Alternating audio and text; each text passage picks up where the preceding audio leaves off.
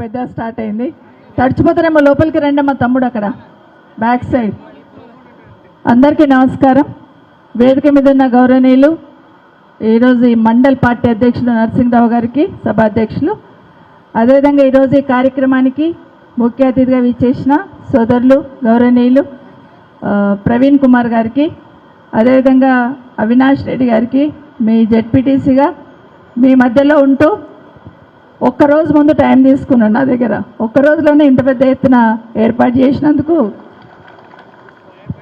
అవినాష్తో పాటు అందరికీ కూడా, వేదిక మీద ఉన్న వాళ్ళందరికీ, అదేవిధంగా వేదిక మీద ఉన్న దేశమల్ల ఆంజనేయులు గారికి, వేదిక మీద ఉన్న గౌరవ ఎక్స్ జెడ్పీటీసీలు, మార్కెట్ కమిటీ చైర్మన్స్, మాజీ సర్పంచ్లు, ఎంపీటీసీలు, పార్టీ గ్రామ శాఖ అధ్యక్షులు అందరు కూడా పార్టీ జెండా బట్టి గులాబీ కండువా మెడల్ వేసుకొని పనిచేస్తున్న ప్రతి ఒక్కరికి, వారితో పాటు ఫస్ట్ టైం మా బాబు మాట్లాడిండు మా కన్నకి, వారితో పాటు పత్రికా అండ్ మీడియా సోదరులకు కూడా అందరికీ నమస్కారాలు.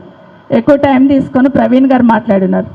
కానీ ప్రవీణ్ గారితో మాట్లాడుతున్నప్పుడు ఆనాటి ఉద్యమంలో పాల్గొన్నప్పుడు ప్రవీణ్ గారు ఆఫీసర్గా ఉండే, తెలంగాణ ఉద్యమం నడుస్తున్నప్పుడు ఉస్మానియా యూనివర్సిటీలో పిల్లల మీద లాఠీ చార్జ్ జరగొద్దంటే, ఉస్మానియా యూనివర్సిటీలో ఉన్న పిల్లల అంబిషన్ అంటే ఆకాంక్ష అర్థం చేసుకోవాలంటే తెలంగాణ వాదం ఉన్న ఆఫీసర్ అయితే బాగుంటుంది అన్నప్పుడు ప్రవీణ్ గారిని చూస్ చేసుకున్నాం.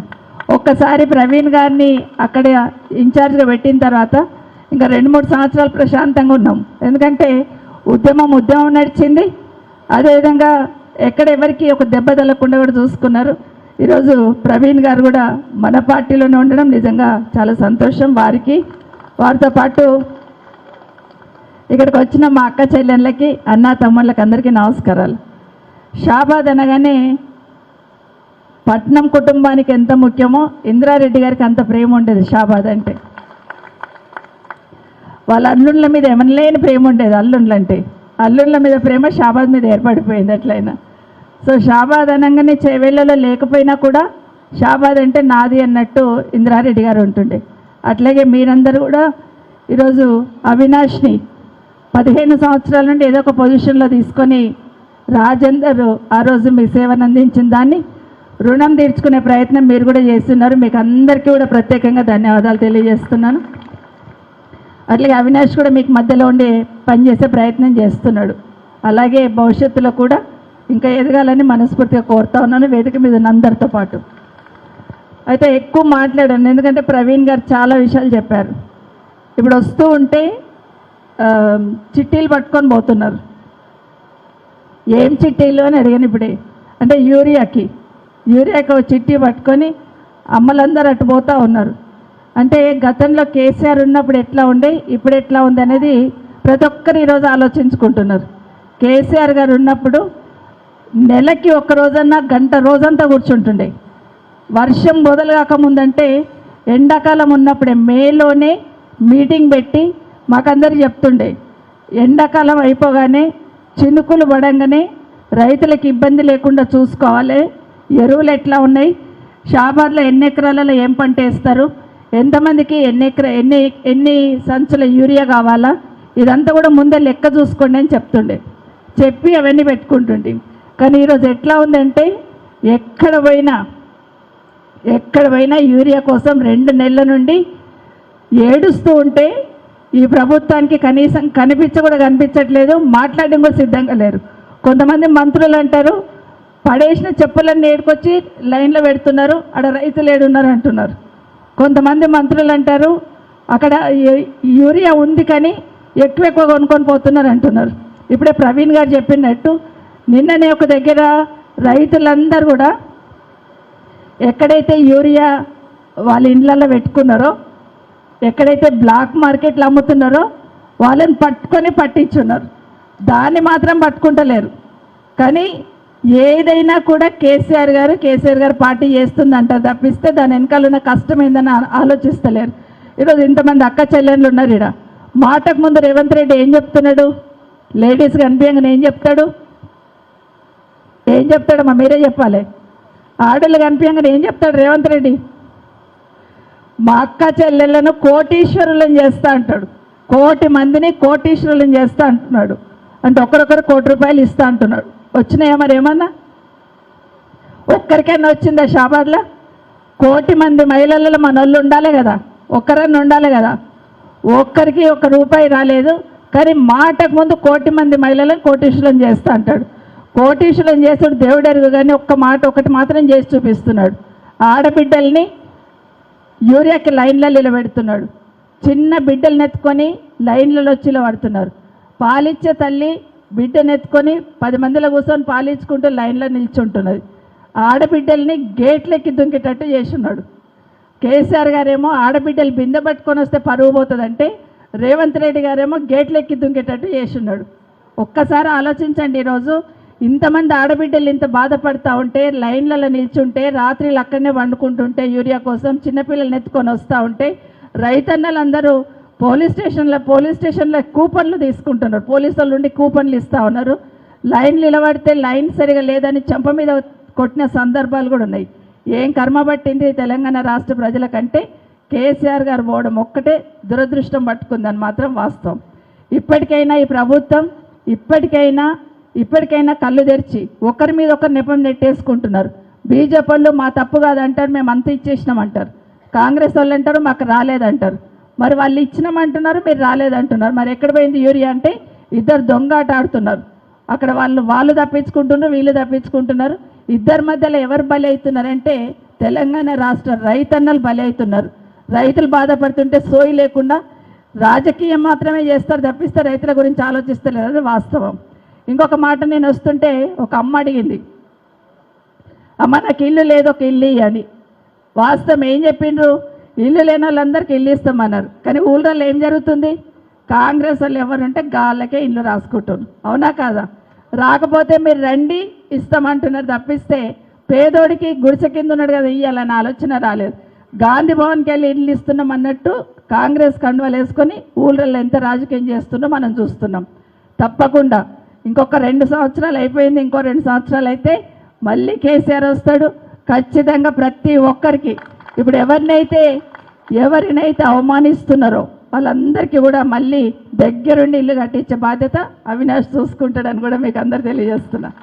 అయితే రేపు ఎన్నికలు వచ్చేది ఉన్నాయి కదా, సర్పంచ్ ఎలక్షన్స్, ఎంపీటీసీ ఎలక్షన్స్ పెడతా అంటున్నాడు. పెట్టాడో దేవుడికి ఎరక. కానీ పెడితే ఆయన భయం ఏంటంటే ఒక వార్డు మెంబర్ కూడా గెలవాడు కాంగ్రెస్ వాడు.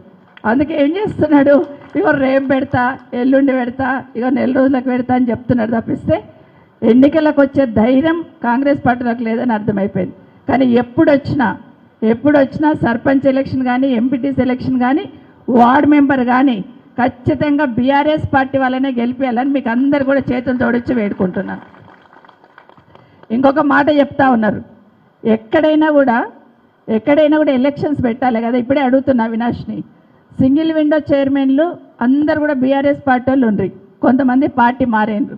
పార్టీ మారని వాళ్ళని ఏం చేస్తున్నారంటే ముందు పార్టీ మారండి, లేకపోతే మీకు 10లకి వెళ్ళి తీసేస్తామని. ఎలక్షన్ ప్రజలు రైతులు వేసిన ఓట్లతో గెలిచిన సింగిల్ విండో చైర్మన్లను కూడా ఈరోజు ప్రభుత్వం నుండి ఆర్డర్ ఇచ్చి మార్చేస్తున్నారు. ఎందుకంటే ముఖం బాలేక అద్దం బాల కొట్టుకున్నారు అంటారు కదా, వాళ్ళు ఎరువు ఎనికి ఇది లేక సోయి లేక వీళ్ళు సరిగ్గా ఇస్తలేరనే నెపంతో వాళ్ళని తీసేసే ప్రయత్నం, అది కూడా ప్రతిపక్షం ఎమ్మెల్యేలు ఉన్న దగ్గర మాత్రమే తీసేసే ప్రయత్నం చేస్తున్నారు. ఇంత దిగజారు రాజకీయాలు చేస్తున్న ఈ పార్టీకి, కాంగ్రెస్ పార్టీకి ఖచ్చితంగా బుద్ధి చెప్పుదామని కూడా మీకు అందరు కూడా మరొకసారి తెలియజేసుకుంటూ మీకు అందరికి ఒకటే కోరుతున్నాం. ఈరోజు కేసీఆర్ గారు ఈ రాష్ట్రం వచ్చిన తర్వాత ఇంటి పెద్ద మనిషి ఎట్లయితే తన కుటుంబం బాగుండాలనుకుంటాడో అట్లా ఒక్కొక్కటి కోరి బాగు చేసుకున్నాడు.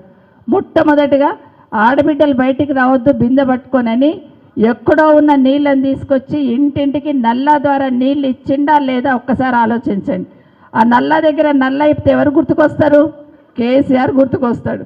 అంతకుముందు 7 గంటల కరెంట్ ఉంటుండే రైతులకి, పొద్దున 3 గంటలు, రాత్రి 4 గంటలు. వ్యవసాయం చేసుకోవాలంటే రాత్రి పోతుండ్రి. అట్లాంటిది 24 గంటల కరెంటు చేసిందంటే ఎవరు గొప్పతనం? కేసీఆర్ గారు గొప్పతనం. ఇంతకుముందే చెప్తున్నారు మన జెడ్పీటీసీ గారు, మార్కెట్ కమిటీ చైర్మన్ గారు, ఇప్పుడు అప్పుడప్పుడు కట్ చేస్తూ ఉన్నారని. కట్ చేస్తున్నది వాస్తవం, కానీ 24 గంటల కరెంటు, ఉచిత కరెంటు ఎన్ని కష్టాలైనా కూడా రైతులకు ఇబ్బంది కావద్దని కేసీఆర్ చూసుకున్నాడు. ఇంతకుముందు ఎప్పుడైనా ఊళ్ళల్లో పెండ్లిళ్ళు అయితే కనీసం అన్నదమ్ములు కూడా ఆసర ఇవ్వకుండ్రి. అట్లాంటిది కేసీఆర్ గారు వచ్చిన తర్వాత ఆడబిడ్డ పెళ్ళి అయితే 1,00,000 రూపాయలు ఇచ్చి చూపించినాడా లేదా? అంతకుముందు ఎవరైనా ఇచ్చున్నారా? కులం లేదు, మతం లేదు, పార్టీ లేదు. ఆడబిడ్డ పెళ్ళి అయితే చాలు 1,00,000 రూపాయలు ఇవ్వండి అని చెప్పాడు కేసీఆర్ గారు. రేవంత్ రెడ్డి వచ్చి ఏం చెప్పిండు? వచ్చిందా మరి తులం బంగారం ఎవరికైనా? కేసీఆర్ మేనమామ అయ్యండి. నా తల్లి పల్లె చెప్పావు. కేసీఆర్ గారు మేనమామ అయ్యిండు కాబట్టి 1,00,000 రూపాయలు ఇచ్చిండు. కరెక్టే చెప్పిందమ్మ. కానీ రేవంత్ రెడ్డి వచ్చి ఏం ఆశ చూపించిండు? కేసీఆర్ 1,00,000 ఇస్తున్నాడు, నేను తులం బంగారం ఇస్తాడు. తులం బంగారం లేదు, 1,00,000 కూడా చక్కగా ఇస్తలేడు. రేవంత్ రెడ్డి ఏం చేస్తుండమ్మా? మోసం చేస్తున్నాడు. కరెక్టే చెప్తున్నావు. మోసం చేస్తున్నాడు ఆయన అని చెప్తున్నాడు. మోసం చేసి అధికారంలోకి వచ్చిండు, మళ్ళీ మోసం చేయబోతారు. రేవంత్ రెడ్డి గారు మనకు దొరకరు కాబట్టి రేవంత్ రెడ్డి గారు కండువ వేసుకున్న నాయకులు ఉంటారు కదా, వాళ్ళని గల్లబట్టాడు కండి మీరు అందరు కూడా. ఎందుకంటే ఊర్లలో వాళ్ళే దొరుకుతారు కదా. తులం బంగారం ఇచ్చి ఓటు అడగమని చెప్పండి. 15,000 ఎకరాకే ఇస్తాడు. 15,000 వేసి ఓటు అడగమని చెప్పండి. రుణమాఫీ గానోళ్ళు చాలామంది ఉన్నారు, అప్పు మాఫీ గానోళ్ళు. అప్పు మాఫీ చేసి ఓటు అడగమని చెప్పండి. మన అమ్మలకు అందరకు, కోడళ్ళకు, అత్తకేమో 2,000 పెన్షన్ వస్తుంది, కోడలికి 2,500 ఇస్తా, అత్తకు 4,000 చేస్తా, మాముంటే మామకు కూడా ఇస్తా అన్నాడు. అవునా? అత్తకు ఒకదానికే ఇస్తున్నాడు కేసీఆర్, ఇప్పుడు 2,000 ఇస్తున్నాడు. నేను వస్తున్నంటే 4,000 చేస్తా, అత్తకి ఇస్తా, మామకి ఇస్తా, కోడలికేమో 2,500 ఇస్తా అన్నాడు. అత్తకు మామకు 4,000 8,000, కోడలికి 2,500 10,000 ఇస్తే కానీ నీకు ఓటు వేయమని చెప్పండి కాంగ్రెస్ వాళ్ళకి. ఇవి కదా మనం అడగాల్సింది. పెద్దవన్నీ పైన కొట్లాడదాం, ముందు ఇవి అడుగుదాం.